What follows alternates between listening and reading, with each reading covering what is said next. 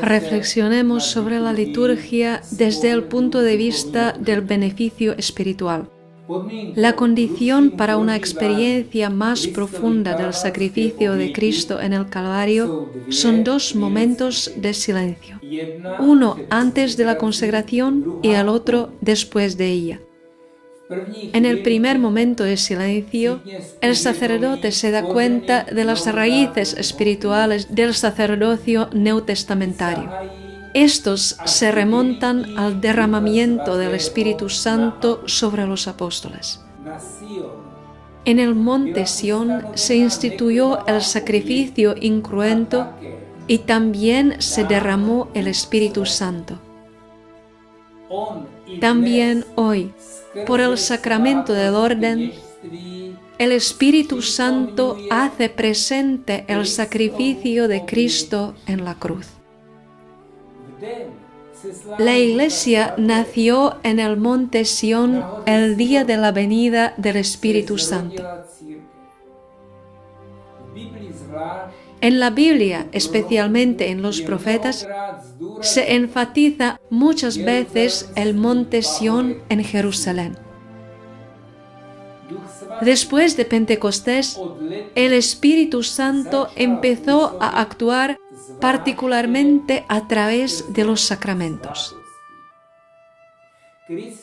Cristo, como el Hijo de Dios que asumió nuestra naturaleza, pagó por nuestros pecados con su sangre y muerte. Después de su resurrección y glorificación, el Espíritu Santo descendió sobre los apóstoles. En el santo bautismo, Él nos da la vida divina. Jesús dijo: tenéis que nacer de agua y del Espíritu. Desde donde nace el sol hasta donde se pone, el Espíritu Santo hace presente la ofrenda pura de Cristo en la liturgia. En la epíclesis oriental, el sacerdote pide el envío del Espíritu Santo no solo sobre los dones, sino también sobre nosotros, es decir, sobre el sacerdote y el pueblo. Un sacerdote de Cristo debe esforzarse por llevar una vida devota. Él recibió la unción del Espíritu Santo en la ordenación. Debe reavivar esta unción en cada Santa Misa por la fe, precisamente pidiendo que el Espíritu Santo sea enviado de nuevo. La vida espiritual del sacerdote está intrínsecamente vinculada al sacrificio de Cristo en la cruz. El sacerdote debe transformarse en Cristo para que pueda exclamar con el apóstol: ya no vivo yo, sino que Cristo vive en mí.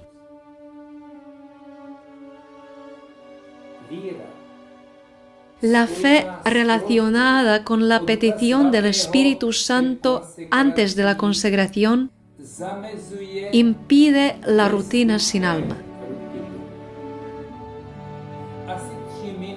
Una pausa de unos 3 minutos antes de la consagración conduce a una concentración más profunda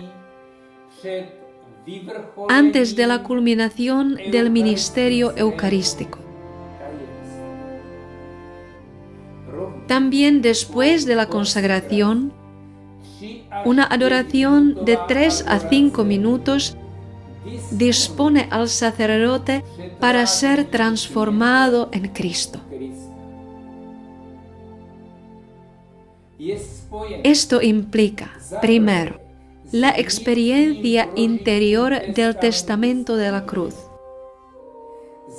Segundo, el acto de contrición perfecta. Y especialmente, tercero, la unión con la muerte de Cristo.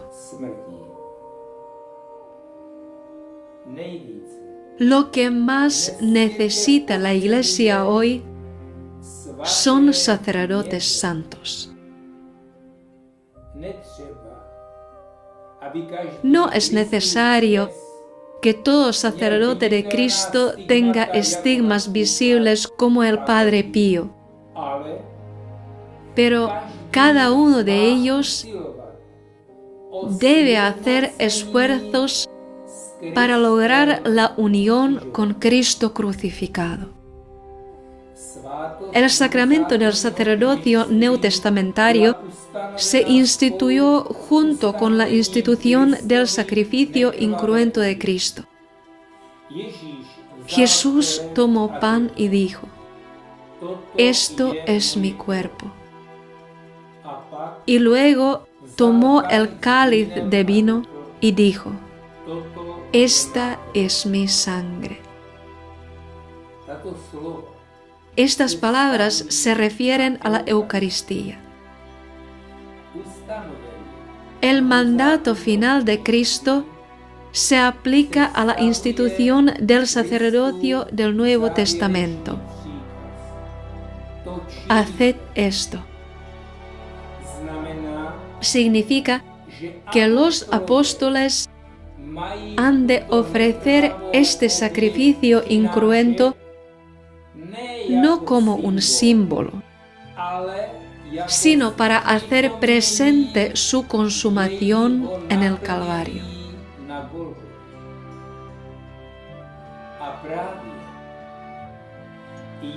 La unidad entre su institución en el monte Sión, su cumplimiento en el Calvario y su realización en un tiempo y lugar específicos se logra a través de la actuación del Espíritu Santo. Lo hace por medio del sacerdote ungido para ofrecer este sacrificio. ¿Qué significan las siguientes palabras en conmemoración mía? Su significado es: haced esto como mi legado inmutable que os dejo antes de mi muerte.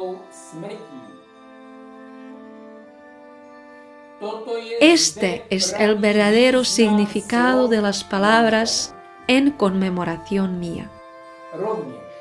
La declaración de Cristo en Sión, recibid el Espíritu Santo, también se aplica a la institución del sacerdocio. Ambos sacramentos, tanto de la Eucaristía como del sacerdocio, fueron instituidos en el monte Sión y también consumados allí con la venida del Espíritu Santo. Los apóstoles celebraron la primera Santa Misa el mismo día o en los días posteriores al descenso del Espíritu Santo. Resulta muy obvio que esta liturgia no se parecía a la de hoy. Los apóstoles oraron espontáneamente, pero la culminación fueron las palabras de institución de Cristo y una ferviente invocación al Espíritu Santo. Con el transcurso del tiempo surgieron diversas formas de liturgia, tanto en Oriente como en Occidente. Este fue especialmente el caso entre los siglos I y III, en la época de la sangrienta persecución de los cristianos. En el siglo IV, el orden de la liturgia en Oriente fue revisado por San Basilio el Grande y San Juan Crisóstomo. En Occidente, la liturgia fue revisada por el Papa Dámaso. Aún después de eso, hubo otras, además de estas dos liturgias, como la liturgia de Santiago, o más tarde la liturgia gala, la liturgia ambrosiana. Todas las liturgias, excepto las oraciones o los cánticos, tenían la misma esencia, a saber, las palabras de Cristo y la epíclesis. El Papa Dámaso omitió deliberadamente cualquier mención del Espíritu Santo por temor al abuso. Asumió que el Espíritu Santo actúa implícitamente mediante el sacramento del orden sacerdotal mismo. Sin el Espíritu Santo, los sacramentos no funcionan en la Iglesia.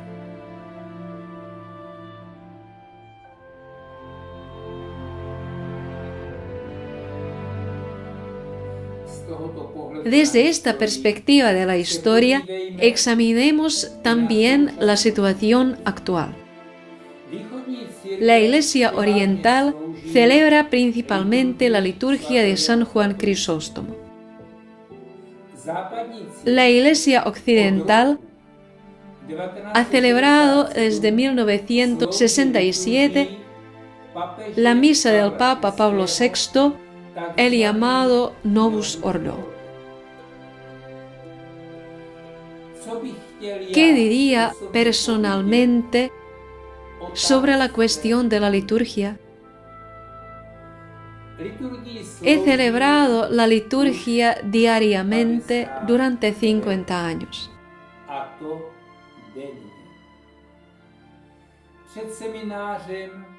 Antes y durante mis estudios en el seminario, trataba de experimentar interiormente la antigua misa en latín. Cuando me hice sacerdote, comencé a celebrar la misa del Pablo VI.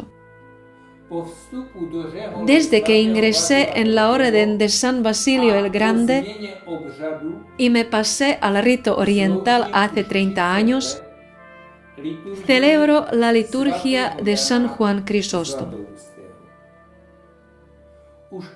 Desde mi conversión a la edad de 15 años, he centrado mi atención en la esencia.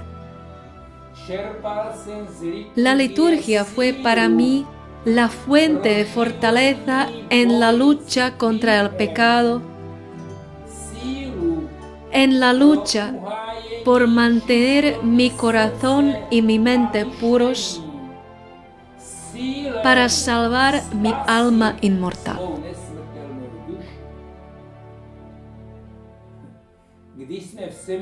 Cuando durante nuestros estudios en el seminario experimentamos el fin de la misa en latín y comenzamos a celebrar la misa reformada con el altar colocado cara a pueblo y con el abandono del latín, como seminarista me quedaba adherido a la experiencia espiritual de la esencia del santo sacrificio. Básicamente, por lo tanto, no me importaba si se celebraba la misa en latín o reformada. encontré el cambio externo innecesario. Como sacerdote, continué experimentando la Santa Misa personal e internamente. Continué mis esfuerzos para experimentar internamente la esencia de la liturgia, incluso cuando celebraba la liturgia oriental. ¿Qué quiero decir? De hecho, me gustaría animar a los sacerdotes de rito latino y oriental, así como a todos los creyentes sinceros, a experimentar más profundamente este misterio de la fe.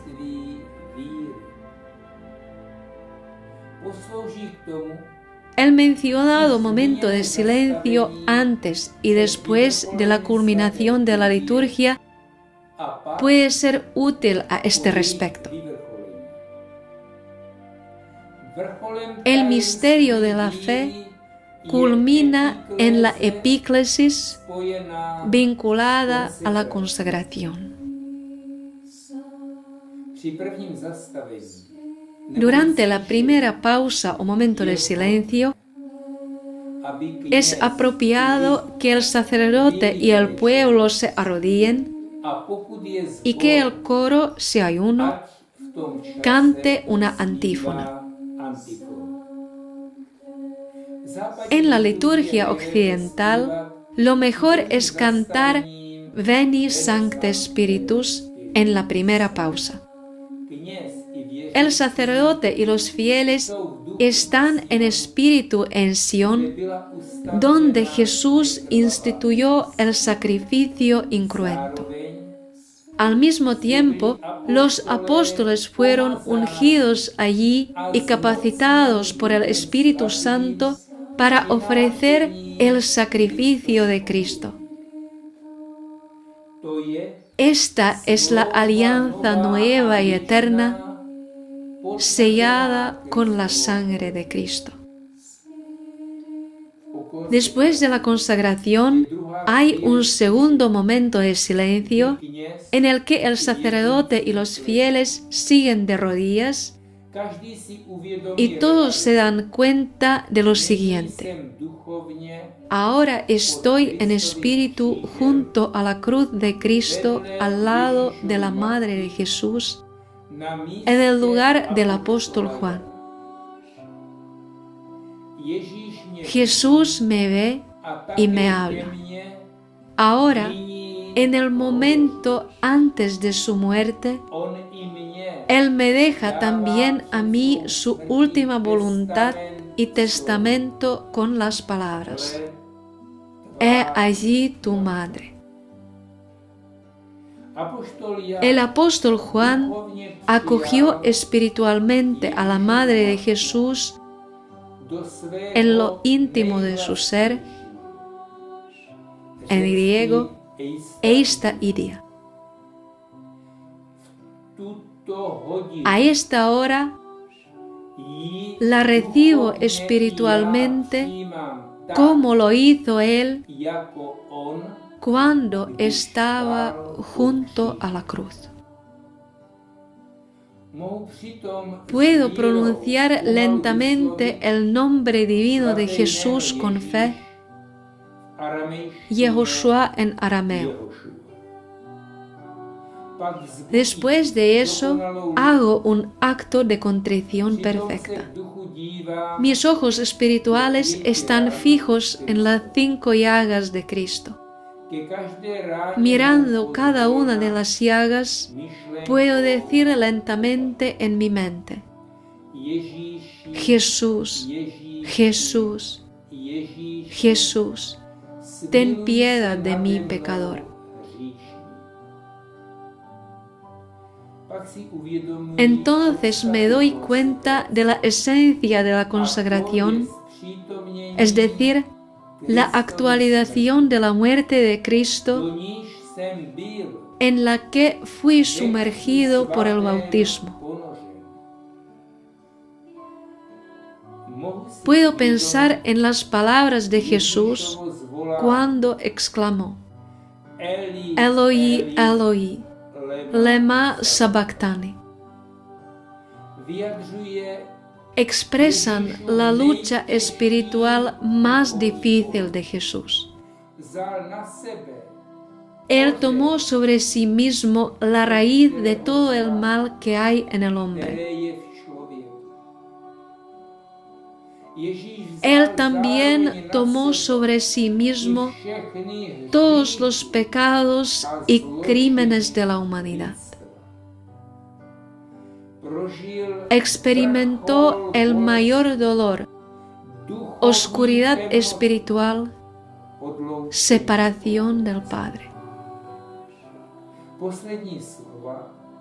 Sus últimas palabras expresan que se había consumado la apertura de una brecha en la oscuridad espiritual que envuelve al hombre.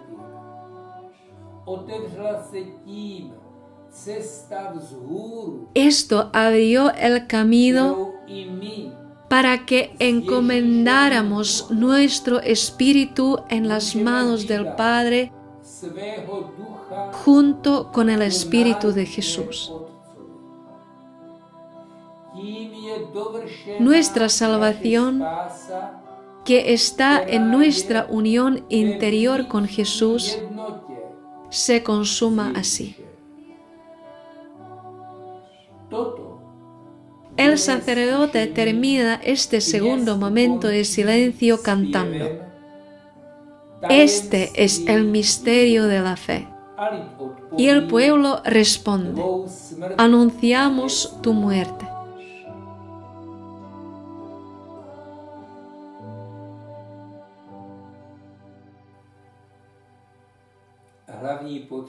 La principal necesidad hoy en día es la metanoia, es decir, la conversión de nuestra mente y nuestro estilo de vida a Dios, que se manifieste también con un gesto externo, a saber, que durante la misa el sacerdote volverá su rostro de nuevo hacia Dios, que está presente en el tabernáculo, y ya no estará de espaldas a él.